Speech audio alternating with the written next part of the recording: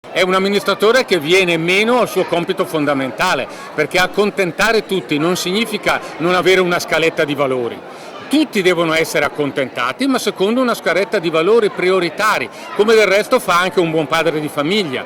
È il secondo attacco in pochi giorni per il sindaco Giovanni Manildo. Il primo è arrivato dalla diocesi sulle colonne del settimanale La Vita del Popolo. Criticato tra l'altro per le posizioni accomodanti su coppie gay e di fatto anche oggi, durante quello che doveva essere un incontro pubblico e che si è trasformato in manifestazione spontanea degli aderenti e simpatizzanti per il Movimento per la Vita. Le coppie omosessuali già oggi hanno tutele e diritti amplissimi.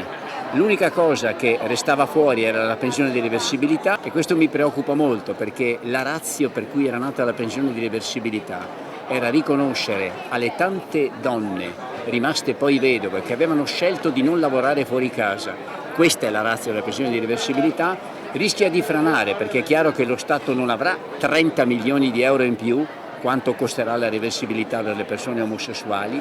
Dal sindaco pronta la risposta ai manifestanti e soprattutto alla Chiesa trevigiana. È un contributo per un dialogo, un contributo per cercare di vedere le cose anche magari da un'angolazione diversa, sempre però penso che sia importante che sia chi critica che chi raccoglie le critiche abbia in mente che c'è una diversità di funzioni, quindi io devo amministrare, qualcun altro deve indicare una via, ecco, io penso che devo comunque tener conto che ci sono delle funzioni diverse.